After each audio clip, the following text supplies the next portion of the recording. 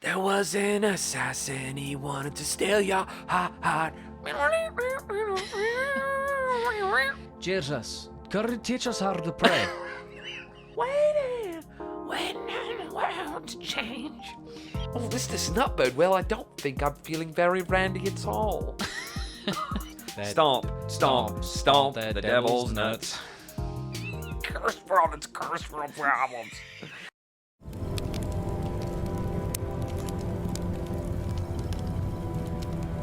It is later than you think. Fingers, easy. Next. All right, would you rather, for $100 billion, would you put your hands in some worms? Mm-hmm. Just squiggly. Ugh. Yeah, we watched Fear Factor, not the other night, but like earlier this year. Just like, now let's watch a few episodes. It's fun. You know what he's been up to. I hear he has a podcast now. You must be sarcastic, aren't you? Yeah, what has he been up to for real, though? Has he Joe actually Rogan, been up he to something? has a podcast.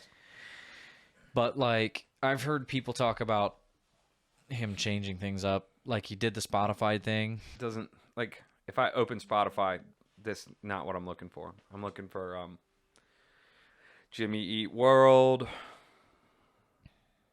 a podcast, etc. The list goes on. The list goes on. I'll tell you what I like about Jimmy Eat World. They always write positive, uplifting, truly wise lyrics that will help you if you're down in the dumps or down on your luck.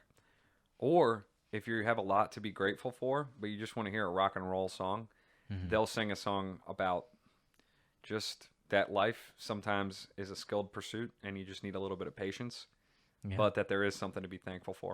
And that's what sets them apart. I have a lot of respect for Jim Atkins. Oh, That's his name. I was going to say name one band member. Jim Atkins. Name one song. You got me there. All the small things? Yep. Okay. This They guy also doesn't wrote a know song. This guy doesn't know his punk from his pop punk. This guy doesn't know his punkle from his uncle. Here's what I think everyone at home, if this is off the record, of course, everyone at home should look up. They wrote a song for the show Yo Gabba Gabba. And Yeah, DJ Lance. I know. No. Jimmy Eat World. And DJ Lance is the guy with the orange furry hat. Oh, I didn't watch the show. Mm-hmm. Yeah, I know you're like an OG fan, but No, I didn't watch it, but my buddy in high school was every episode. he was not obsessed with it, but he liked it and would like do funny jokes about Yo Gabba Gabba or whatever. Yeah. And I didn't know the dude's name until I like thought about it, popped into my head. I was like, what was that guy with the glasses? The black guy with the glasses and the orange furry hat or whatever. So Yeah. I looked it up, Yo Gabba Gabba guy. Screenshotted it and sent it to him in a text. Haven't talked to him in like months or maybe years before that. And he said, I love DJ Lance. Yeah. It's like, Yeah. I knew you would. Someone's I always knew ready. it. It's okay to do that, just have fun facts. Yeah. Have So, little factards in your head. this is the factard that I wanted to drop for the viewers. Worth your time to look up. I don't know what it's called, but it was the musical performance for an episode of Yo Gabba Gabba. The video will brighten your day, legitimately, if you're having a bad day, because the effect was that all the members of Jimmy Eat World were standing on the backs of cats and dogs, but they're like in laying down position with their paws in front of them. But they did green screen, so it makes it look like they're standing on them and that those animals are flying through the air. And they're playing their instruments and they're singing. And the song is like, oh, beautiful day, with my best friend. You're my best friend. And I'm like, every element here, positivity, a song about your best friend, and it's a beautiful day. Cats and dogs, everybody loves one or the other, cat person, dog person. And then just the colors, the direction, whoever directed that music video had an eye for beauty. Yeah. So I just wanted to, we don't do a lot of shout outs, but I want to shout out everyone involved in that project. So you speak of best friends, and it made me think of the couple of reels I've sent you over the last couple weeks. Really just sending out, like, I don't know, man. They're both kind of centered around like the boys. Two specific ones. The one where the dude's showing up, or he's walking with his girlfriend or whatever. He looks over and sees a bunch of boys, and they're like, it's like a reunion or whatever, and Yeah, it's so good. they're all drinking and cheering or whatever, and then he turns the clipboard around, and he's like, cancer results equal no more or something Yeah, like yeah, that, whatever. cancer-free. Test Cancer-free. results. Yeah, test results cancer-free. Yeah. And they're all like, yeah, right? Yeah. Slow motion, clinking and spilling beer all over So the place, good. right? That's just good. And then whatever other one I sent you where it was kind of like a sappy, like, oh, this is for girls and emotional or whatever, but just something about it just got me in the heart where it's like some wife or whatever. I don't know if they were on vacation and she got all of them to come or if it was some other thing, but they were at like a place or whatever. And Yeah. this dude's birthday, and she had like arranged for this guy's like her husband's like 5 or 6 best friends to show up one after another, like But show up and act like they're just like, what are the chances? yeah, exactly. Yeah, they But never back let to on. back to back to back, and they're all like, yes, yes, and hugging Yeah. each other and all that kind of stuff. But it made me think. Here's the thing. Here's where it gets serious. They're by design, I believe it. Well, I don't know. I'm not a girl. I don't know. But by design, there is something so freaking wholesome about men's relationships and like best buddies and brothers in arms and like actual flesh brothers or blood brothers and like all of that type of thing. There's almost nothing more beautiful. Like honestly, it very much rivals like bride and groom. It rivals mother and son or mother and child or whatever. Like there's something there that calls out to the man's heart. And then it just makes me think about like Instagram lonely core, which it's just like guys, I don't know, sometimes my algorithm just gives me like the saddest freaking stuff, like whatever. I don't know. That could be the Illuminati Could be, but it's also I don't know, it's kind of cathartic. targeting you. It's kind of cathartic. Yeah. Kind of is like I'm not sitting around I don't know, sometimes maybe a little bit. I do a little boo-hooing. Do a little bit when of the boo-hooing occasion calls. calls. I knew it. Speaking I of knew you were boo-hooing doing this to me and again. manliness, I literally just watched a Father Josiah Trenum video where he's talking about that very thing, and he's like, first of all, I freaking love that he uses the word grotesque. Which I freaking did. Sorry, keep Grotesque to continuing. describe feminine men, and he's like, I'm not talking about men being feminine and over emotional. He's like, no, that's grotesque. That's grotesque. And what I'm talking about is a godly, tearful spirit when it calls for it, and that is a sure sign of a soft heart, right? For like to be able to have compassion on people and to be able to weep with people who are weeping and all of that kind of stuff. It's like there's something very tender there. And I Yeah, don't know. man. Let me tell you something. Let me jump into this. Should we just get into it? We should just get into it. Listen. I don't know if this is pre-show, during show, whatever, but I gotta talk about this. What you're talking about is a level of sincerity. Brian was just asking me about this yesterday. Is there something that happened that told men not to enjoy things too much, or not to be too sincere, or like laugh or dance or whatever, or sing or whatever? Because I had brought up to him, I read some tweet where someone said that their friend was showing him some like metal song that was really hard and like scary sounds, and he made his friend mad because he was like, it's still men singing a song. And I was like, that's real. There's That's something so about funny. that. Just feel like, yeah, well, it's still some men singing. This is true if you think about it. And then Brian was like, yeah, is there something about like, there's this resistance that we feel, but we don't know where it comes from within or from elsewhere. But like where there's a push for us to be ashamed of anything too sincere, anything too hard on the sleeve or whatever, too relaxed and natural. It's, yeah, you don't want to do things that are. Enough said? Yes. All right, next so you topic. get it. No, but here's my point. There's a level of sincerity. Maybe that's a good impulse or a good like safeguard in your spirit to not To not become a not accidentally become guardrails to accidentally become. Yeah, the world's trying to make you, and that's good. It's good what they do. What they do will is only good. do things if we're all laughing and cracking up. Yeah, if everyone's cracking up and chortling, and it's just a prank. Are you looking at your camera? Yeah, yeah. I was just see, making the audience? disclaimer that this is good. It's good what they do. Like if my work people watch any of this, it's good. The Pride flag and Pride Month and Black History and peoples of color and homosexual sodomite peoples of color are good. And what I like, I don't. You get what I'm saying. I hope. Is it hot in here? So, forget all that. You want to just get right into it? Let's just get right into it. It's Cursed World Problems. That baby. came off really natural and good. Let's do a second take just to be Let's do a safe. second take, Let's do just a in second case. take. We're definitely cutting that first Alright. one out just in case. No, we'll keep the second one. We'll keep whichever one is the best. Whichever one's better. Three. It's Cursed It's World. Cursed 3, World. 2, 1. It's Cursed World World Problems? baby. I did a question. I'm sorry. Can we do a Try third it take? again. It's Cursed World. 1, 2, 3, 2, 1, and go. It's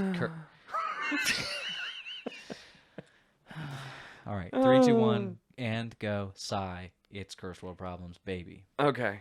3, 2, 1, and go. It's Cursed No. World Problems. We didn't agree to sing.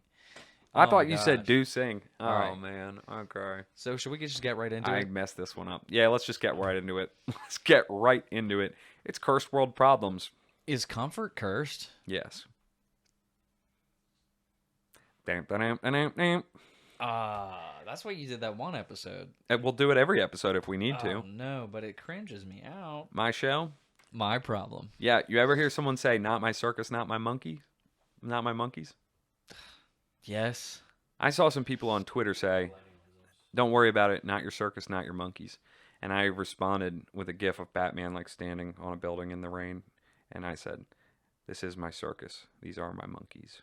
If you just take ultimate responsibility for your town, Mm-hmm. oh my gosh, there's nothing more manly because it's like you're just seriously. I was going through crisis mode. This is talk about discomfort. Oh, okay. I was going through crisis mode a couple years ago. Whenever I was thinking about, I think you guys are going to be able to relate to this. Think about how many times you, by all rights, should have stuff together. Your life is good. You're in control. You got things going on, right?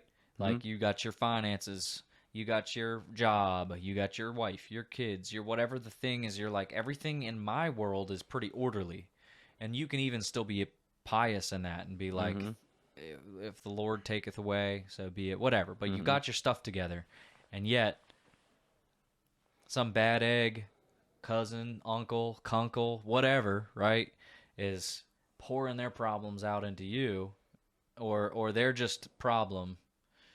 Their problems are oozing, and that's like a volcano, and it's just slowly, the magma's just creeping into everybody else's house. Too real. And I was crisising about, it's not my responsibility.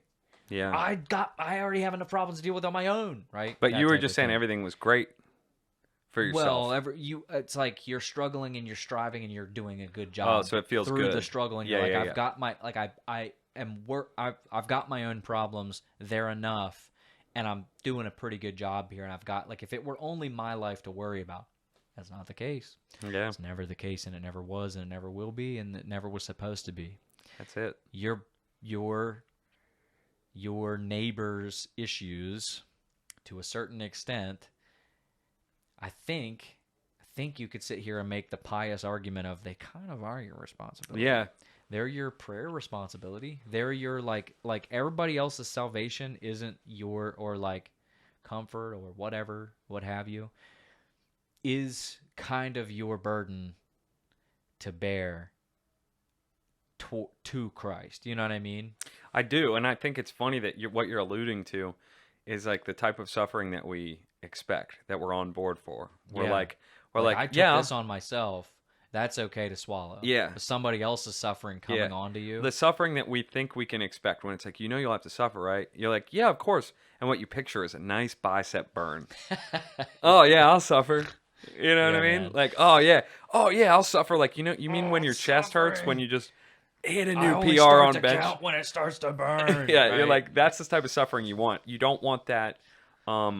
I just came down with the flu, and I have this weird taste in the back of my sinuses and my throat that's dripping down into me, and I have a crick in my neck that I can't crack out and I can't do anything about, and it's like feels like a rusty piano wire in my spine. That's the type of suffering you're like, anything but this. Like Indiana Jones, he's like, oh, why did it have to be cobras? Because it had to be cobras. Why did it have to be cobras? Why did it? I just hate the snakes.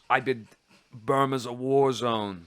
Why did it gotta be cobras? Listen, you gotta listen to me. The snakes, I just can't handle the snakes. I said Indiana Jones, not Indiana. Oh, I thought you were talking about the turtle from freaking Rocco's Modern Life.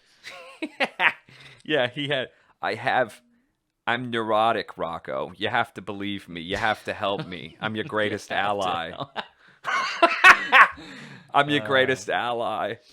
Yeah. I could be your lawyer. I could manage taxes. All right, let's stay on topic. Comfort is cursed, but it's interesting too because you can't just choose discomfort for its own sake. Who would do that? What kind of madman would do that? Like, pain is an evil. If you haven't read The Problem of Pain, C.S. Lewis, you really absolutely have to. The only rebels left would choose that for themselves. What that means? Who said that? Christianity is the only rebellion left. What's the matter? You don't know any Shakespeare? What's the matter? It's from The Departed. If you haven't read The Departed, watch it. Anyway, so you're just saying, what are you saying again? Hootie, what? Slow down. All right, I'm back. Slow down. I'm back on in it. English, please. You can't go, sir. You can't go in there. Okay, so basically, comfort is a thing that crouches at our door, just like sin. Comfort is the devil can use our senses. It's all about our senses, especially if you have been purified and or illumined in the Orthodox Church. I was just hearing and reading about this, how I can't remember which holy and God-bearing father said it, but before you're sealed with the Holy Spirit or baptized and joined to the church, the Holy Spirit acts on you from outside, and the devil and his demons act on you from with, like, we kind of belong to them because of the curse of Adam. When we're rescued out of that, and joined to Christ mystically, I hope the mics aren't that good. We'll see. They're not. Okay. Trust me. Trust me. You can trust me. Have I ever led you wrong? But when you have the Holy Spirit within you, then the Let's just be temptations. glad they don't have smell-o-vision. Dude, you just bombed my most important point. All right, I'm sorry. It won't Don't. happen again. Remember the dream. All right. So he was saying basically that, once the Holy Spirit is within you and you're sealed with the Holy Spirit, then the devil and his attacks come from the outside, no longer the inside, and that the Holy Spirit now works from the inside. And the way that the devil works on the outside is always through the senses. So it's not that our five senses are evil, or that the world is evil, or that delight and pleasure is evil, but that the devil knows how to use all those, and he's no dummy. So you're saying I'm going to hell? Just relax. Oh, I said, don't twist my words. Don't twist my words. We have the truth. We're the Orthodox Church. Hey, do not twist my words. I said you're probably going to hell. You're such a Pharisee. All right. I'm just So messing. basically, I know. You know I'm just messing with you, right? So the whole I point ever I'm tell you making. that- oh, go ahead. Just let me make my point about comfort. All right. Well, just keep it snappy, simple. Just All right, go I'll ahead keep from it there. snappy. The devil uses the devil. comforts. I'm the devil. The All devil. right, church. Today we're gonna open up the Word, and we're preaching about the devil today. Yeah. Once a year at least, a lot of these big, like, non-denominational, kind of bigger, very comfortable, hip modern churches would preach about the devil, and they do some like themed thing, like the band would play a song. It'd be The like lights go red. the devil went down to Georgia, and everyone's like, "Oh, you can do this in Talk about the church?" devil He today? said, "What?" Yeah. Yeah. Anyway, so And just- down at Vacations Bible School, they're learning these songs they'll carry with them forever, like the one we used to do when they taught us That- stomp, stomp, stomp that the devil's nuts. Anyway, Okay, call. comfort is cursed because it has the curse on it. There's nothing inherently cursed about comfort, but we know that the path of salvation is self-denial, and that's why the holiest and the wisest of all humankind for the last couple thousand years knew that if they could find a way.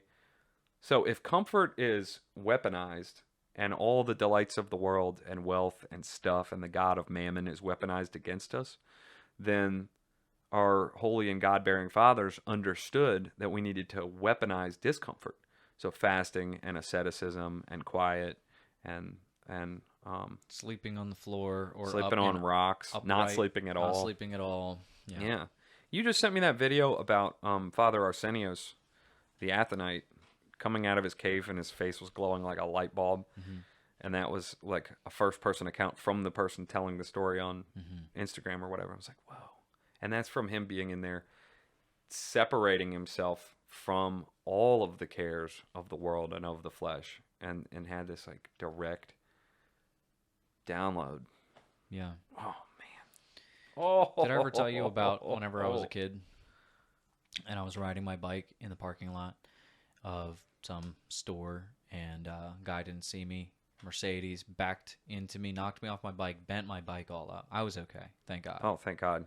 I was about to ask. And so the guy came out pretty upset, as one would be. Yeah, and you he- thrashed his Ben.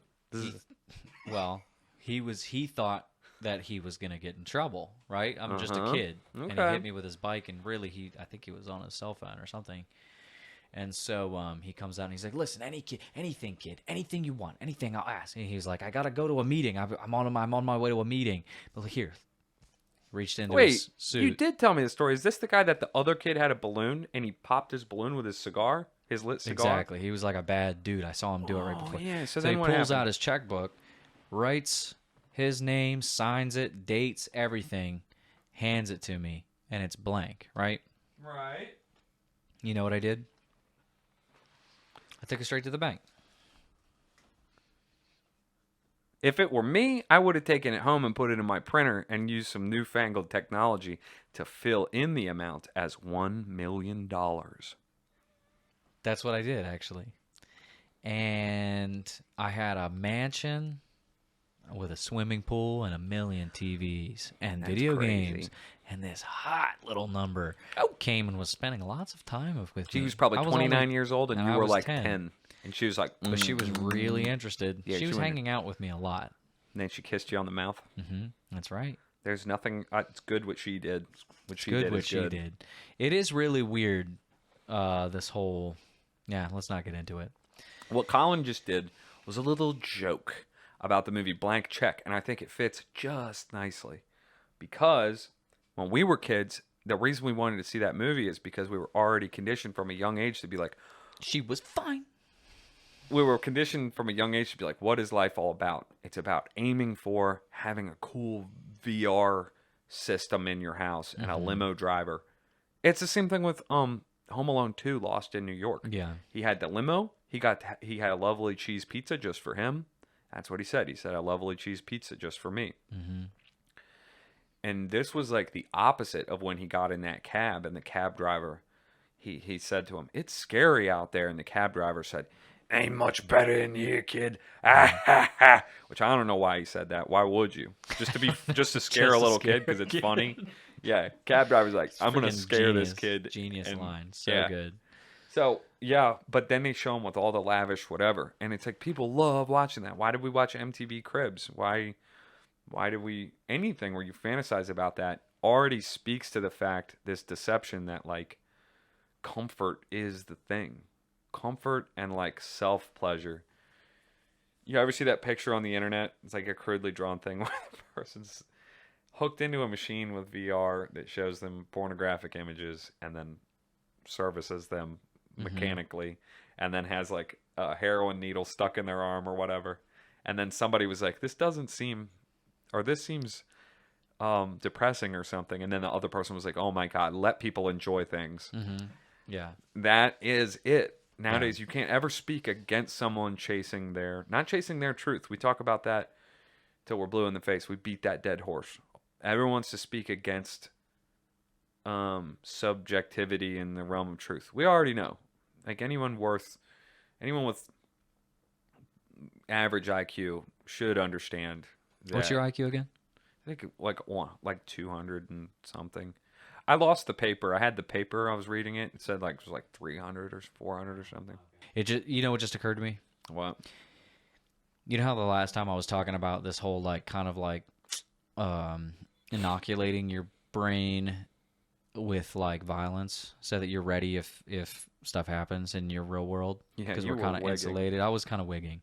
What I was talking about was that I am not. I think that we should not be so caught off guard. Like, we should be able to help if something tragic happens. Yeah. And if you are scared of blood, if you have never seen a man die, if you don't even know what a gunshot sounds like, or what, if you're surprised by something that you've never come across, you are less effective and less able. You're less potent. One might even say impotent to do anything about it, right? Yeah. I think that we should not necessarily just shy away or whatever. But then again, guard your heart, whatever. Yeah. But here's the thing. Is it not the same, maybe to a lesser extent, of actual traumatizing your brain? But it's the same thing we do when we read the lives of the saints and martyrs. Mm-hmm. With that's literally what they're for. That's what they're there for us to read and imbue. What's imbue? It's like to put it in there, just like you're thinking. Imbibe. What's No. that? Imbibe, yeah. I don't want to get Ingest. into it. It's imbibe is like ingest, but it's specifically for liquid. Imbue is to bestow inwardly or something Into like that. something? Yeah, it's to inject, to infiltrate. And what's something. invoke? All right. So what I was saying is the lives of the saints and reading about some horrific thing that happened to a martyr and some wholesome family of virgin daughters watching their parents get killed or something, whatever. All of these things are they're pretty darn graphic. And yet, if we never ever, which here's one of the things that I feel like I was robbed of by, I always have to disclaim, nobody did it on purpose. It's not, but being in a normal, modern, popular American Christian paradigm, you don't really hear a whole lot about martyrdom, other than the day-to-day living as a martyr when you're at work and you have to speak up or about, just one guy from 1988 that went to Africa or something on a boat, or just that Peter was hung upside down on a cross, or that Paul was shipwrecked and had boiling oil. They're it's the same way that they're I'm pretty sure it was in one of Paul's letters. It's there's only so many. There's not very many people that had letters that are part of the Bible. But it's probably one of Paul's. Paul's. One of my favorite things. This is probably one of Paul. I think Paul said it. I think that's one of the Pauline epistles. Yeah. Anyway, yeah, that's whenever you're next level. That's whenever you're. That's when you went to West Presbyterian. Virginia Wesleyan College. Yeah, exactly. That's Which isn't whenever even you're a Bible you've college, right? arrived at you maybe have graduated. You're you started watching Doug Wilson videos or something like that. Whenever you start talking Pauline. Anyway, we scoff. We shouldn't. I'm not scoffing. Are you scoffing? I'm not scoffing. Okay, you ever had Biscoff? Is it anything like Bisquick? No, it's not like biscotti either. If you haven't had Biscoff, you haven't frickin' lived, mate. Is it a cookie? Yes. Okay, I think I've had it. Is it the green ones? Oh, you haven't had Biscoff? Yes, I've had Biscoff. Anyway, I never got any of that. And then now it's all you freaking. It's every single day of the calendar year, you have 4 or 5 or 6 or 8 martyrs to sit and read Uh-huh. their enriching stories of like, oh yeah, here's the 1400th person that died for Christ, for Yeah. the church, for for sacred tradition, for the truth, for all of these things, and it was horrific and awful. Well, And more that's like the the moral of 14th the story, right? More like the 14th in succession for the one that received a day of their martyrdom and was officially recognized. Because I mean, you're talking like a lot Oh, yeah. of people that At least are 1,000. glorified. Okay, I mean a lot more than that. I think you're missing my. I'm just messing. I think you're intentionally missing my point. I'm vibing with Like you. a I think million. sometimes you don't know I'm exactly on your wavelength. I'm right behind you on it. And I just say I'm just messing. Yeah, and I'm like, no, I know. I'm right here. I'm right here behind you. I'm everywhere you want to be.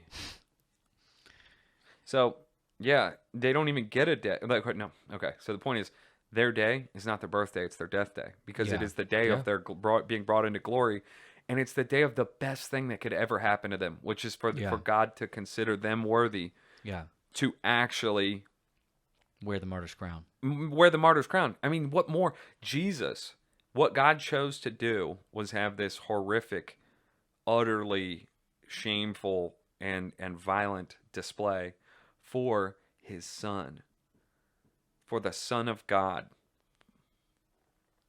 And so that's the way. There's something there. That's not a bug, it's a feature.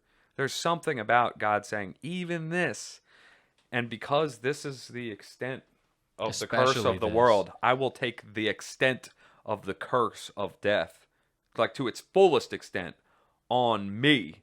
Then I'm going to defeat that entire curse. I'm going to blast through it. I'm going to show you the worst, It's like picking a fight with the biggest dude. the biggest dude. You show and up then, in prison and you pick a fight with the biggest dude. yeah. And then now all the martyrs being like, God be like, yeah, that wasn't it was a one-time sacrifice, but here's how it applies. Yeah. These people who achieve this much, they run that race, they're going to run it. They're going to get a big finish, and then they're going to be brought to glory. They'll never have to worry about it again.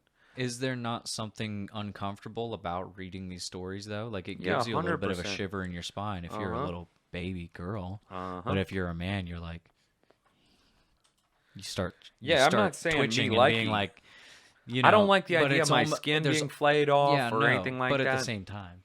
But at the same time, it does sound pretty tight. But at the same time, if you can make a meme about it and like really like wholeheartedly, this is what we talk about. Is tech curse? I don't think so, because there's so many memes that are like, Yeah. yeah, man.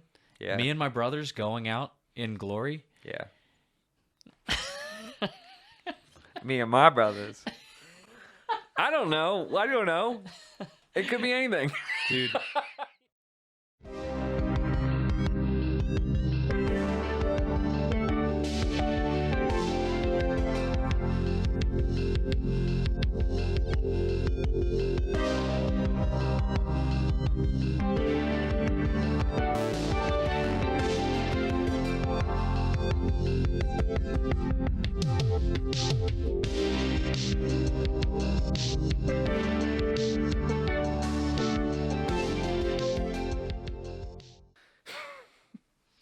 You finish what you were saying. I was just gonna say, just to kind of, just in case anyone was a little bit sweating and nervous about me saying that you should go up and look up gore videos to make Yeah, don't yourself do it. strong, mentally, and give yourself some fortitude. I think that there's a precedent for it to some extent. I just won't agree. I'll let you say it, and I'll just sit over here and go, mm-hmm, Mm-hmm. and put my head back like this.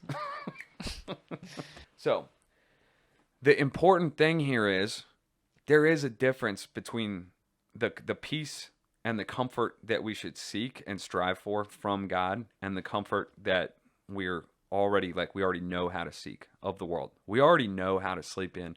We already know how to eat fruit Our roll-ups. bed so cozy. Oh, it's the cozy bed. I'm comfy maxing. Something that changed my life also forever that convicts me. Mm-hmm. Uh-oh. He's going into a dark place right now. Oh man, when you're laying in bed in the morning, you're like, I don't want to get up. I don't think I can get up. It's 7 o'clock. Mm-hmm. As a door turns on its hinges, so doth the sluggard. sluggard turns over in bed. What does And it it- mean? That moment when you wake up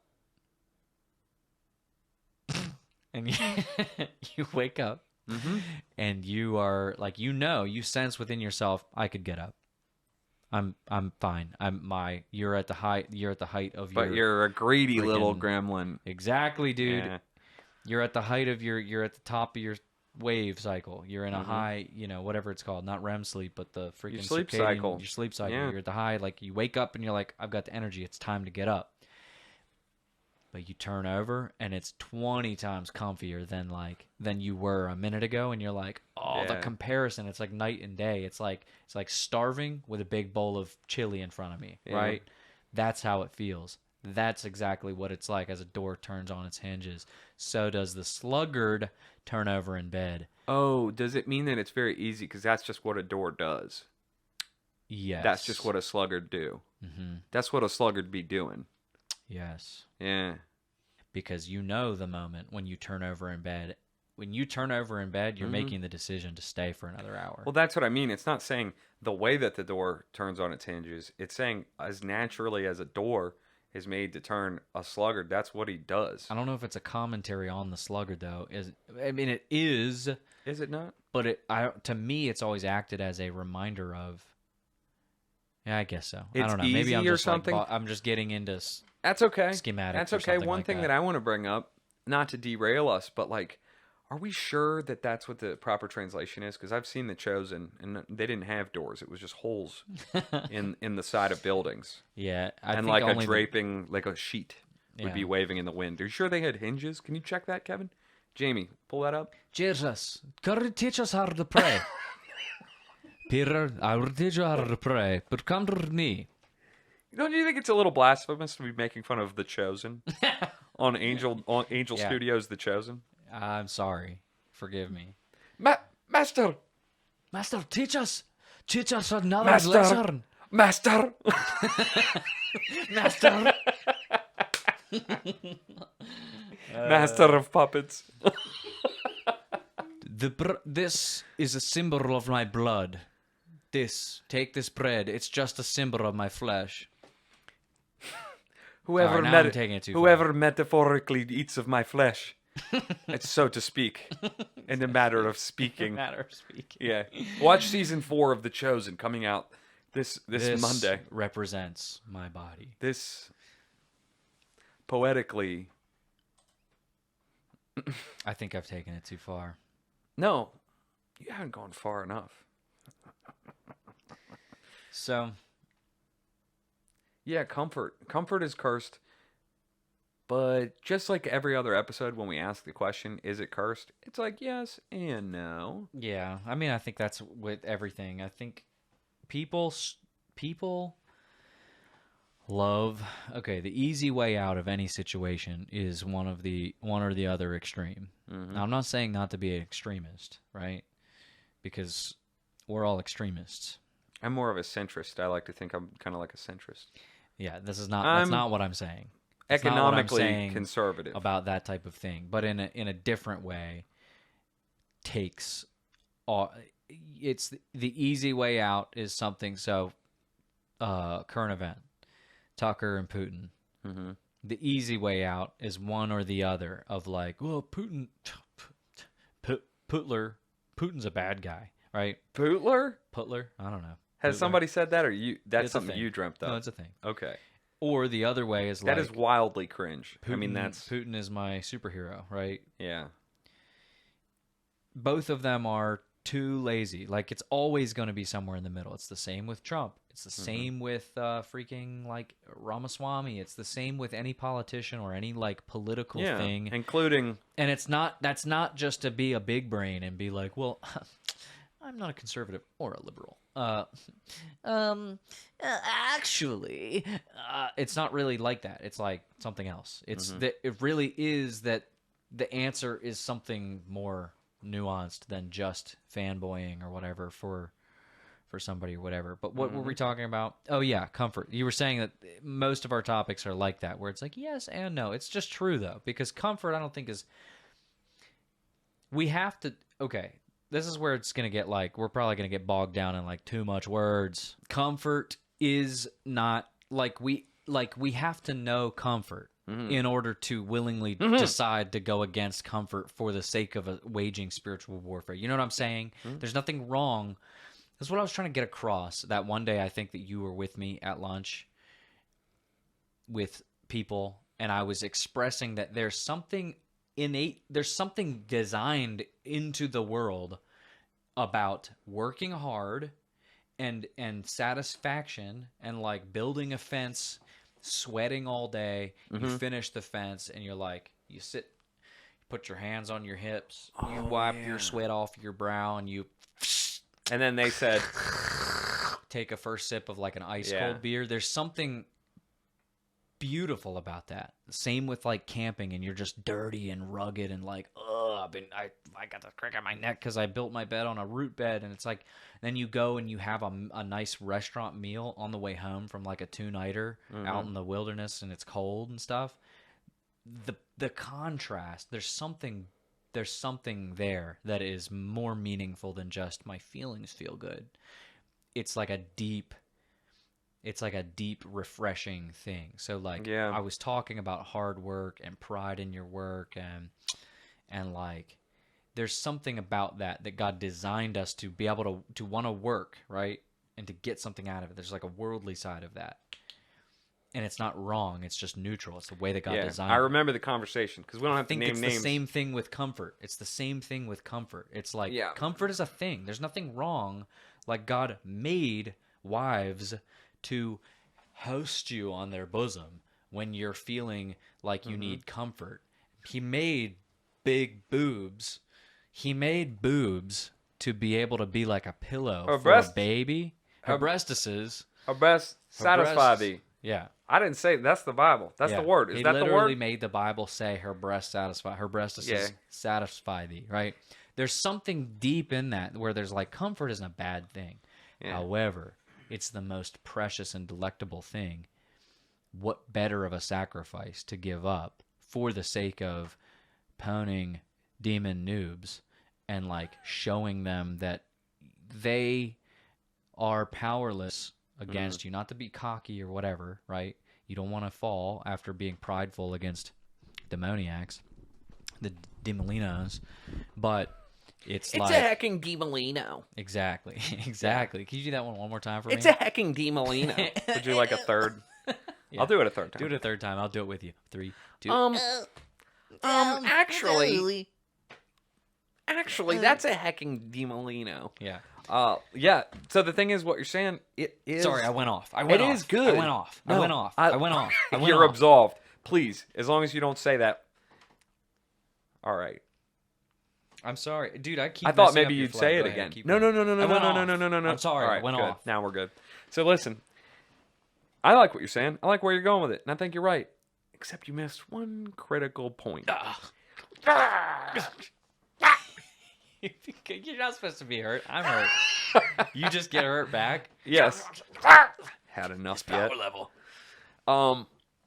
It is dangerous. The comfort is good, but so is everything. So God made whatever it is, and it was good. That's right. Okay? And God is still that's good. All places and fillest to all things. Okay? That's we got to remember that. You should be praying that. We should all be praying that. It's good to remember it. All things.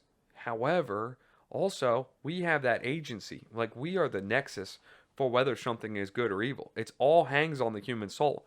How we are positioned in relation to the thing is what makes it good or evil. So it all hangs on that. And because we're predisposed to taking more than we need, we're all predisposed to having that second bite from the fruit from Paralandra. Remember Ransom in Paralandra? Yeah, he went ate through that fruit, and then he thought about having another one. He could. His belly wasn't so full. His little tum-tum wasn't too full. But then he thought better of it. And he was like, I don't know. It's like to go back for a second one almost felt like a vulgarity. I'm like, that's it right there. So anytime God gives you something good, we should always be on guard of ourselves. And this goes straight back to St. John of the Ladder talking about how sometimes you need one prescription, sometimes you need the other. It's not inherent in the thing itself. It's about how your soul is positioned to it. So if you are falling to pride and you're conceited and all these things, you need to have some wine and you need to not take yourself so serious. But then when you have some wine and you're like, ooh, I think I'll crack a second bottle, you need to be like, uh-oh, I got to get on guard. None of that. I'm going to sleep on the cold rocks. I'm going to... Super chats. Oh, came super in. chat. Yes, dude. Long time coming, too. So this one is from Steven DiMolino and his brother Robbie DiMolino. Well, what does it say? Tell us. It says comfort and discomfort are just two sides of the same coin. What did they mean by this? That's kind of a mid-wit take, but thanks, Steven. How much did they give us? They gave us a hundo. Oh, that's awesome. Oh, hold on. What's this? Another super chat just came in. Thoop.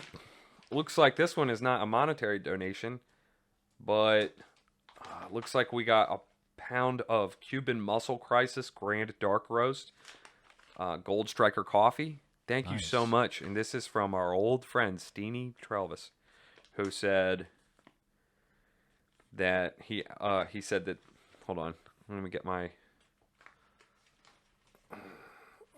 He said, it's not, he said, you dunce. I think he's referring to the last super chat. He said, it's not that they're the two sides to the same coin. It's different tools for different jobs. Well, Stavin actually just wrote back another $100. He sent us another $100. Thank you, Stavin. We must be doing something and right. his brother Robbie Stabolino. They actually just wrote back and they said, well, actually, what I was trying to say was, it looks like dark and light. You need to swallow the darkness within yourself. Can I see that? Can I read it? You're gonna let me see that? It seems like I just wanted to read it for myself. If you don't think mind. what he's getting at is he's been watching a little bit too much of The Matrix. I think that's kind of like we might need to enlighten him a little bit. No, that's good because there's such a thin line between the fullness of the truth, which you can only be illumined. I hate to break it to you. You can only, and I'm not saying this from years of experience. I'm saying it's true that you will not follow the truth is a person, and that the path is a lifestyle and it's a life experience, and that experience grace. Gam Gam prayed every day of her life. I know that, and like, you know, I'm just messing. I just keep doing that. I just keep doing the same bit. I'm responding when I say I know that and I get that defensive tone. I'm really responding to the person that you're being a proxy for, not you. I know. I'm already thinking like, oh man. Anyway, it does. We don't have to get into all that.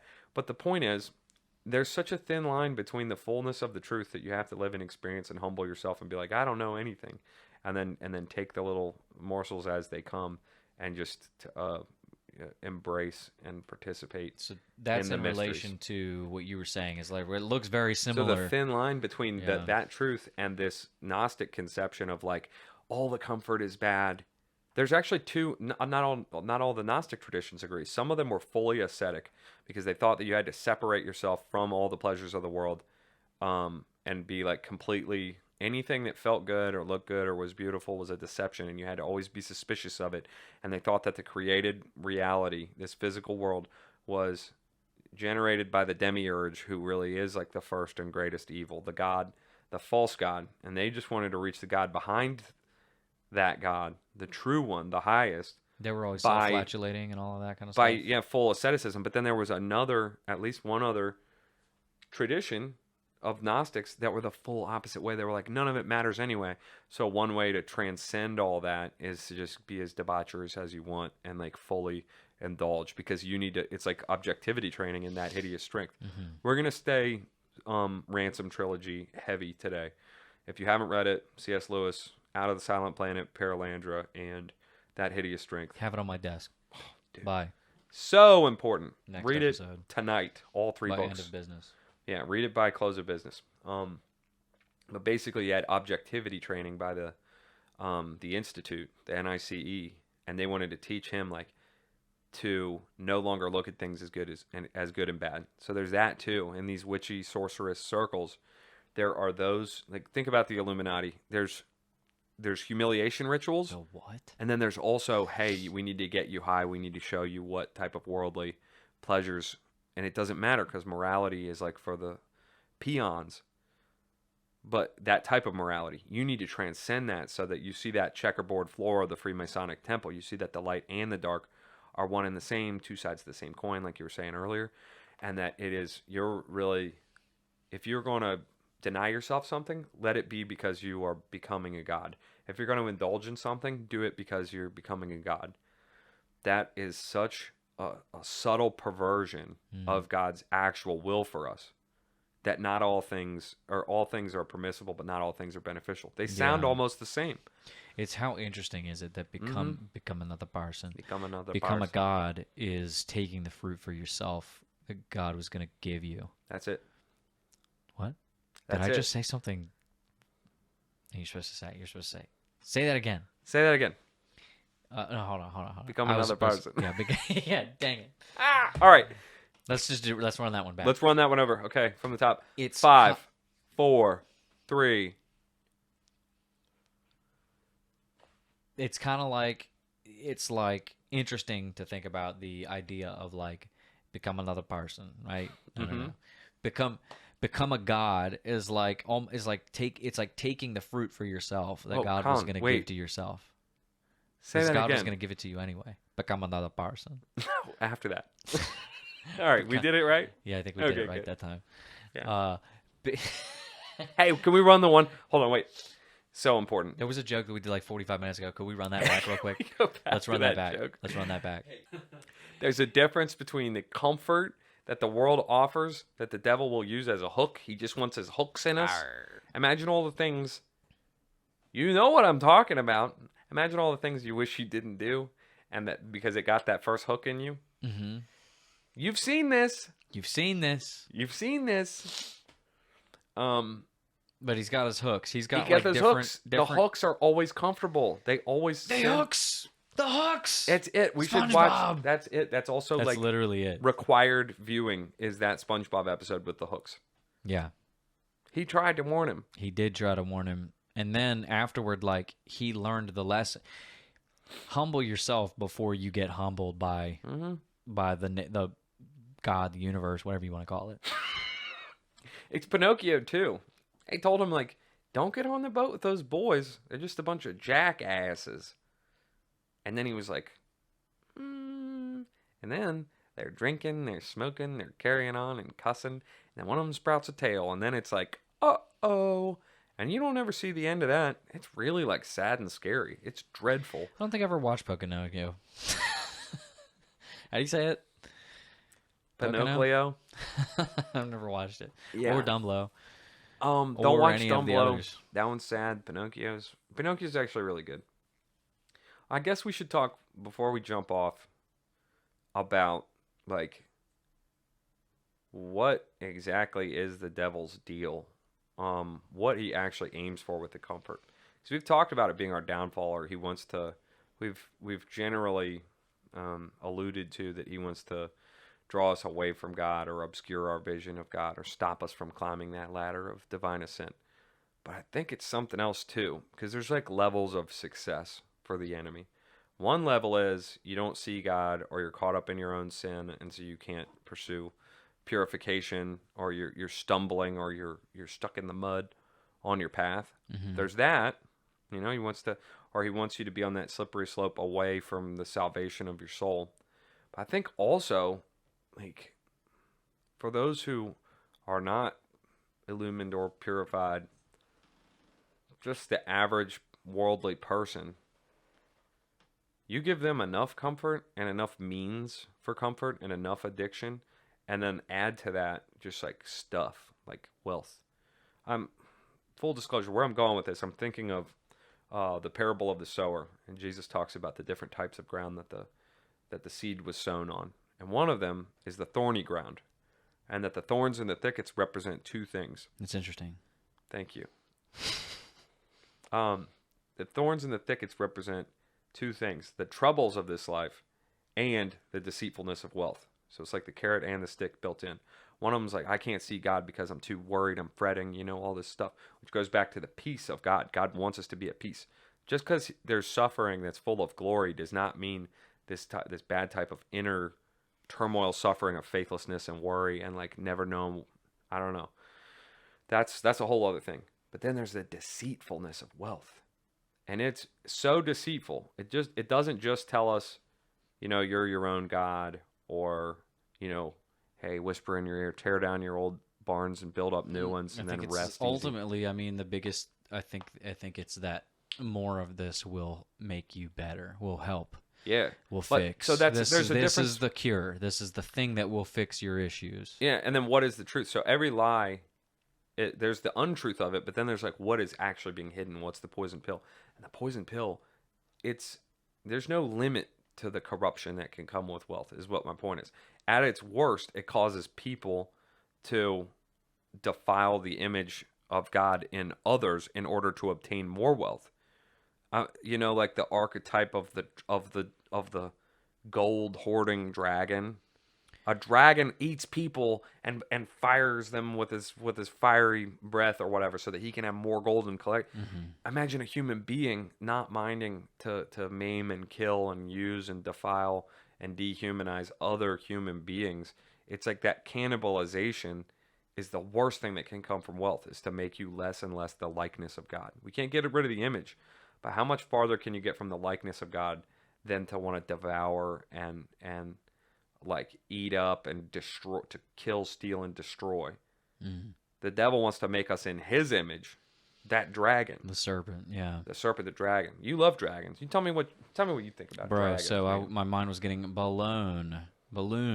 My mind was getting ballooned up over last week whenever I listened to our good friend Jonathan Pajot and his buddy, I can't remember his name, who have been doing the Universal History things. Jonathan is a friend of the show. And they were talking about dragons. They did a whole thing on dragons. And they, like some of their other episodes, I know that they go much more in depth on this stuff on their like 7-hour long paid, like past a paywall type stuff. But they kind of scratched the surface on a whole lot of dragon lore, which a lot of people, at least I myself, never really put a whole lot together. One of their main points was dragons take across history and in the writings and the pictures and all that, they take very many forms, right? But like everybody knows a dragon when they see one, no matter what shape it's in, right? Shenron. Exactly. He's the a dragon. consistencies are that they are serpentine, some sort of reptilian. They do like this. They are mixes, they're hybrids, right? So it's monstrous, right? The definition of a monster is something that's out of the ordinary, something that you don't have a classification for. So if you see a weasel, it's a weasel. But if you see a weasel with an alligator head, it's a monster, right? Don't say that to me ever again. Exactly. You So just scared they're hybrids and they're monstrous, but they're always guarding something. Gold is a newer iteration, apparently. What it always has been anciently, weirdly enough, has been they've been the ancient guardians of poop, right? No, they've been the ancient guardians of water. They're always around a pool. They're always guarding a pool, which is what there is no more valuable thing on earth than water, right? And so you also get this imagery of like the water flowing from the Garden of Eden. People talk about the Garden of Eden physically shan't have been like a physical location. I think what they were saying. I've never read of myself, but from their word for it, the church fathers talk about Eden not being a physical place. Oh dang, I didn't know that. Here, right? Paradise not being on earth, and rather the place that is above or like outside of, like a not terrestrial place from which the waters flow, right? The symbolism of the four rivers that are listed in Genesis is those were the biggest, most life-giving rivers in the Middle East and the Near East at that time. So symbolically, it's from where all the rivers came. They didn't actually all link up together on the physical earth. Yeah. Those four came out from it at all four directions, right? Anyway, so that was one of the things, and they talked about the serpent in the garden kind of guarding the water and all this kind of stuff, and you can kind of think about that a lot and get deep. Here's where my mind was blown with this whole dragon stuff, is that two major things. Oh my gosh, this is insane. So you get the serpent in the garden, obviously, bad guy, right? Red eyes, silver tongue, right? Yeah. You've got the serpent the worm, the great worm in Revelation. Bad guy, right? Yeah. Cast in the abyss, comes back, fights, yada, yada, yada. Yeah. Whore of Babylon, riding on the beast. Okay. But then you've got, in Numbers or whatever, you've got Moses, you've got the serpents killing the people. And Moses crafts a serpent, puts him on a pole, and holds him up and says, look on this for salvation. Yeah. And everybody who set their eyes on the serpent on the pole was healed and didn't die and stopped getting bitten by the venomous snakes, So awesome. right? Love it. Christ refers back to this and says, this is me. This is the same thing. I'm the image of that. That's the image of me. Yeah. Christ, a serpent? What? Right? So he says, this is the image of me. Serpent up on a pole, look to me. I'm the one that will save you. All of the imagery that we have of Christ on like crucifixes and stuff, he's in a serpentine shape, right? And his legs are out this way, and his body does that kind of like slithery type thing. I never noticed. That's crazy. And he's like got the water of life and all of this kind of stuff, like the water that you'll never be thirsty again. And like he goes in to death and conquers like it's like serpent against serpent, or it's like it's just like all of these different layers of like he's becoming, like he became sin for us, yada yada yada. He's becoming the thing and conquering the thing as the thing, and it's like it's very very cool to be taught. Anyway, go listen to it. They say it a lot better than I do, because I guess that's why they get paid the big bucks.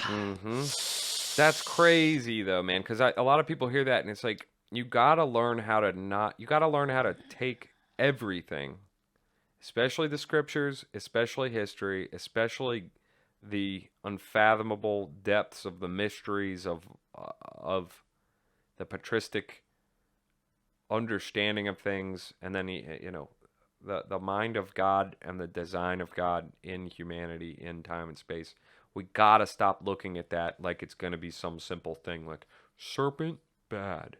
Yeah, you gotta stop. Like you have to stop doing that, and I think we gotta stop doing that across the board with the scriptures. Because I was talking to Dad a little bit, and he was like acknowledging that some things, like how Jesus would say, if they're not for us, then they're against us. And in another place, he's like, if they're not against us, they're for us.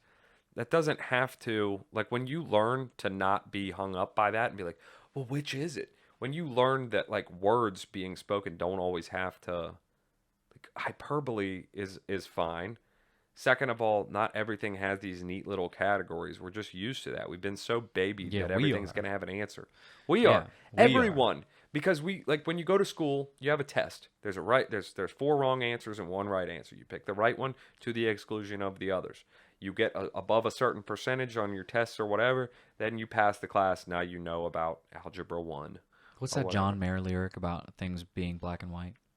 I didn't... I want to run through the halls of my high school. I want to scream at the top of my lungs.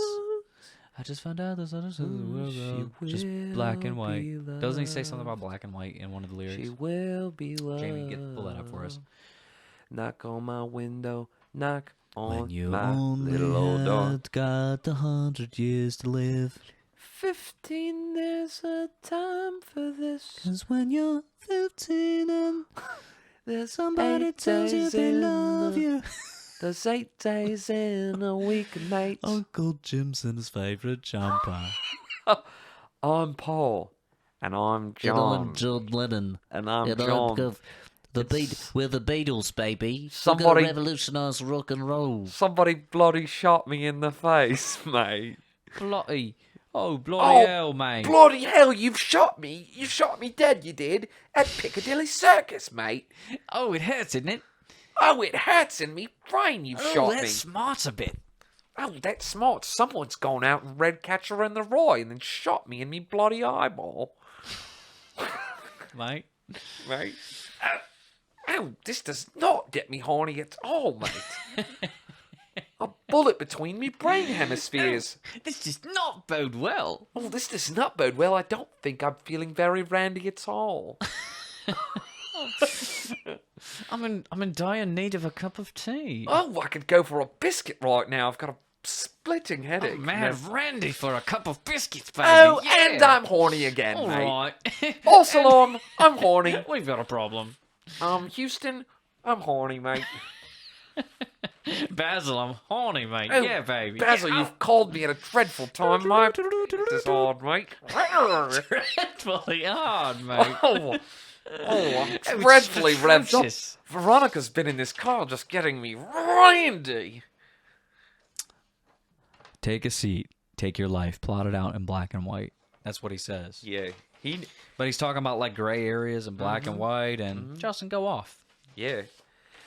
There was an assassin, he wanted to steal your heart. He could wail on that guitar, but he used to like to whisper sing. burning room. Your body is a wonderland. Your body is a wonderland. Your body. Waiting on the world to change. 'Cause I'm waiting on the world to change. I try to say goodbye and All I right. choke. We've Try gone too to far. walk away, but I stumble and try to hide it. It's clear my world crack, Jimmy Neutron.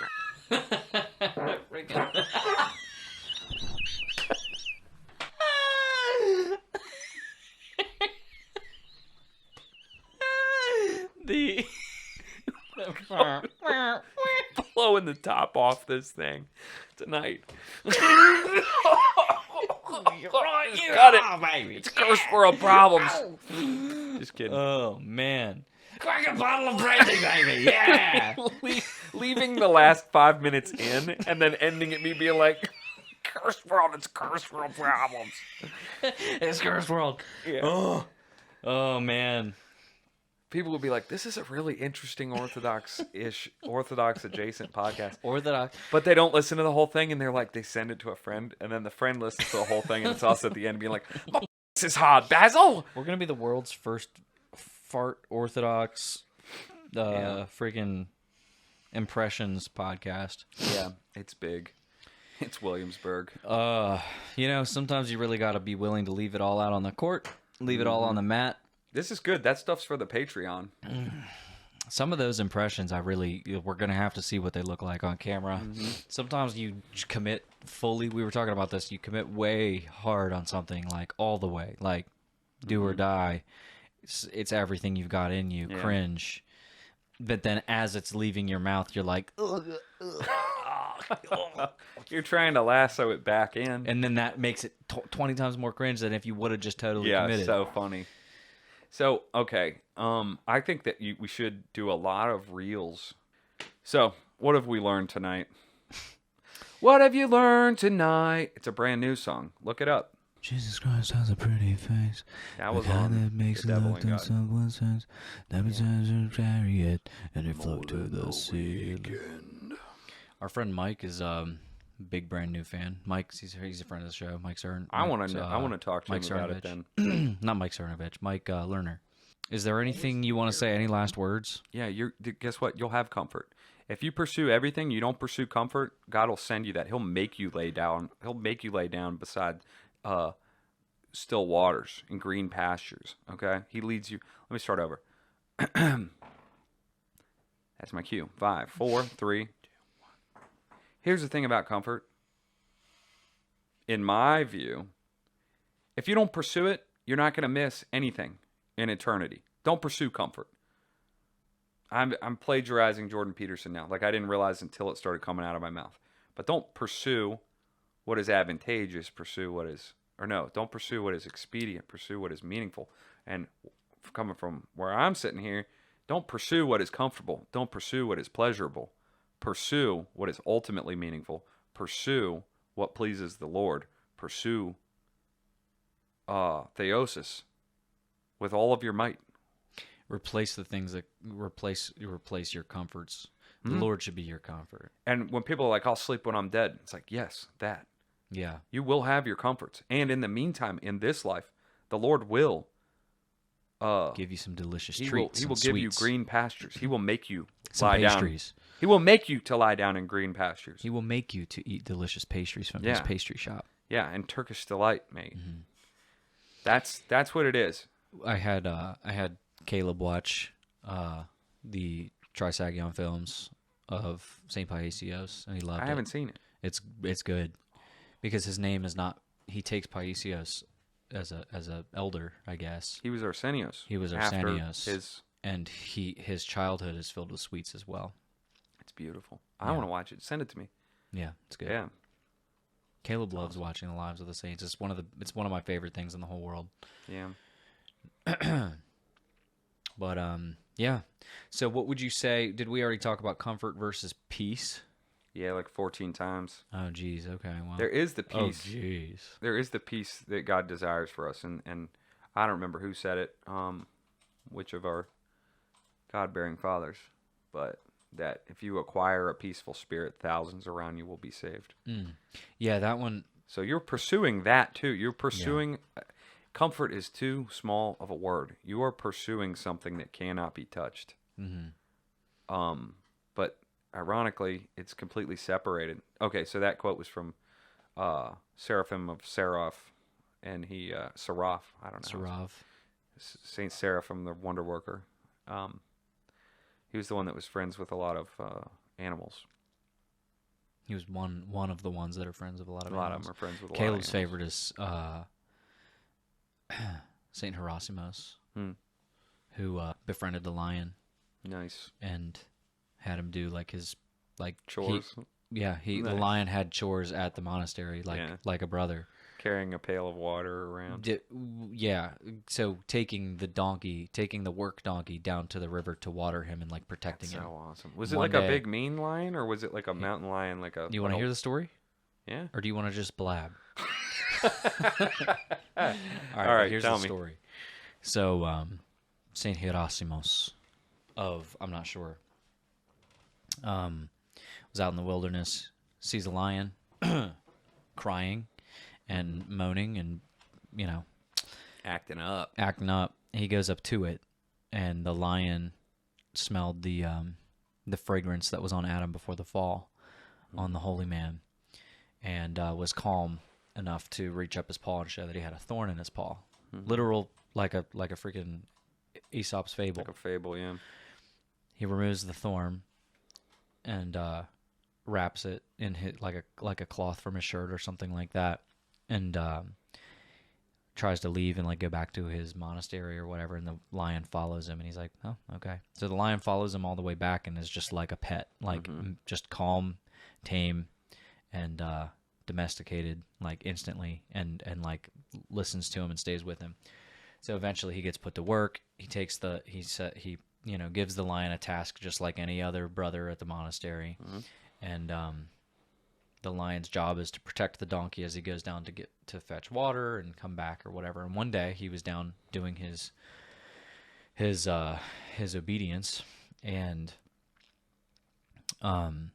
fell asleep. The lion fell asleep. The donkey gets stolen by a wandering merchant, right, with camels and all that kind of Boy stuff. stole the wrong donkey. The lion wakes up, doesn't see the donkey, and starts fretting and crying and roaring and whatever, and runs back to the thing, and they mistake it for having eaten the donkey, so they punish him. They give him basically a penance, and have him do harder labor and carry be a beast of burden and carry stuff while they're whatever, and he takes his whatever, and then eventually one day when he's out fetching water or whatever his job was, he sees the same merchant or whatever out in the desert, goes up, roars, the merchant runs away, but he doesn't chase him, so he picks up the lead of the donkey and all the camels and leads them all back to the monastery. And he's like a dog, being here, I brought you the thing. And they're like, oh no, that's awesome, okay. So then he got a name. His name was Jordanis. Nice. Jordanis. Man alive, you gotta buy this one then for Caleb. Yeah, isn't that cool? Yeah. Anyway, so long story short, Saint Hieronymus the lion comes back with the donkey and a bunch of camels or whatever, and he's like, "Oh, he wasn't lying. He didn't eat him or whatever." So they all like giggle it off, like, "Ha ha ha, we're sorry." Pet him, and then he gets his name, Yorvanis, right? So then he keeps living with him, whatever, and then eventually Saint Hierosimos reposes, and the lion comes back and like is looking for him, and the brothers cry, tearfully tell him what happened, and then he goes over to his grave where they just buried him, and lets out a roar and dies right there, right? Yeah. And then gets buried next to him and all that kind of stuff. The lion isn't a saint, but the lion was so affected by the holiness of Saint Hierosimos that He got like a dog brain. he became. So this is what He became more than a cat. So think about, yeah, exactly. Now, but I've thought about this a lot. You know how in cartoons and movies, like Pixar movies and stuff, and really anything, but like if you picture Toy Story or if you picture Tangled or anything, other animals, whatever the special animal is always acts like a dog. And is it because animals act like that and that's like the animal way, or is it because people are so familiar with the way that dogs act that it translates? Like if you see a horse, the horse is going to be like wagging its tail and acting like a dog. And Horses are more like dogs though than most other animals. So You think? the horses, horses are the other one that you could mention in the same breath as dogs. There's Okay. not a lot of animals like that. Dolphins probably. Or But something you like picture, I think it's just because we relate, like the most obedient animal that we have is dogs, and that's the one that we have the most that. But the experience most like with. personality that like bridges the gap. There's the most where you really can't understand their emotions, their moods, their like loyalty, their playfulness, their protectiveness or whatever. I believe that if you hang around with horses, you're literally like communicating with them and they're communicating with you. Are you a horse girl? We've probably run out of time, I guess, a little bit. We probably should wrap it up. I'm just messing. I agree with you, but it is really cool that the I was lion making a became joke. like a dog. The lion became obedient, and the end of that video, it's worth a watch. Trisagion Films, fantastic YouTube channel. The end of the video just discusses how he's not the only one. There's many, many, many, many stories of holy men, holy things, of holy men. Yeah. Becoming friends with animals, or having bears, giant grizzly bear friends, feeding the birds, the squirrels, all of that kind of stuff. Cats are orthodox, yada yada yada. Yeah, that's real. Well, I don't know what it pertains to comfort, but it's a great story, and I got to look into that guy, and I got to get in. I think it just has to do with lion. peace. I think it's that they smell the peace. You'll save 1,000 people around you, and you'll be the friend of animals. Yeah, that's what's up, and that's better than getting your little comfy bed for 5 more minutes. It really is. There's so much more that we're being called to that comfort and the lusts of the world and our own pleasures and our own senses are trying to keep us from. They're trying to give us they're trying to take all of our potentiality, all of our life force, all of You our just got to spirit. gamify it. That's really it. You literally got to gamify it. You being serious? Yeah, you just got to serious, gamify Clark? it. All right. I think I think gamifying things works. Well, I'm down with that. I feel like we're about to open up a whole other can of worms. I was just No, I we're was not. just going I'm to just make saying the you point got to that gamify it. if you Gamify see the it- discomfort game. yeah, but you can't just there is wasted discomfort. You can't just it will be worth something. But the ultimate like God has to be in the managerial spot. If you're just like I'm going to wake up in the morning and like get a cold shower and lay on a cold rock and like anytime there's a hard thing to do, I'll choose that over the easy thing. That might and will build endurance and It's build the same as self-discipline. Paul saying. I think Paul says it in one of the Pauline letters. It's What the I'm same as him saying- saying there is some value to There training your is. body, your There physical is some training. value. Yeah, exactly. And the same thing with your spirit. But if you let God have that managerial role, and you're like you have a spiritual father that's saying, "Here's what I believe," like, and I mean it's a true one, like a true spiritual father that's like, "Here's where I think that your efforts are going to be best suited," or "Here's where I think your blind spots are," or the things that it appears you don't want to give up, or the things that your life really should be given toward. And then if those are all in line, and your obedience and your humility all work together, then like you will become unstoppable. God's gonna like sharpen you in these different areas and polish you up and breathe strength into you, and then you will be able to be used to minister to others, to be closer to a God bearer, because that's all we're called to do in the end. The reason we look up to these saints is because they bore God here, which is all we were supposed to do in the first place. We are vessels after all.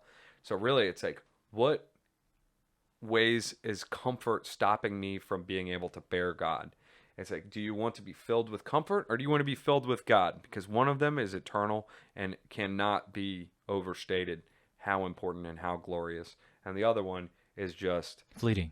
fleeting. And you get some little freaking, you are Coomer brained if the only thing that you're thinking about are the different ways that you can light that up. And then you don't even get what you think you're getting, because the law of diminishing returns is ever present. So you will lose in the end. You will become depressed. You know, I don't really like what you're saying right now. Really? You're making me go. Well, yeah. So I for one love comfort. I for one love comfort. Yeah. I for one. I'm gonna comfort. We can't add that one. Yeah, we can add that one. No, we can't. This guy's comfort brained. Comfort. Yes, let's make the comfort shirt. I love comfort. We should make the meme for Twitter where it's like the 25-year-old comforter. Comforter, yeah. Yeah. 100%. Oh, I love being snuggly. Yeah. We should drop that on. You make that tonight. I'll just be the idea guy. You put all the work and time and brain energy into it and sacrifice time with your family to make this funny little image for them. Let's just wrap it up. Should we just wrap it up? Yeah. It's been a cursed... we're going to say that for years. It's been a cursed world problems. Problems. Yeah. We should have We fart should do- microphones. We should have fart mics. I want a mic for each of us down here.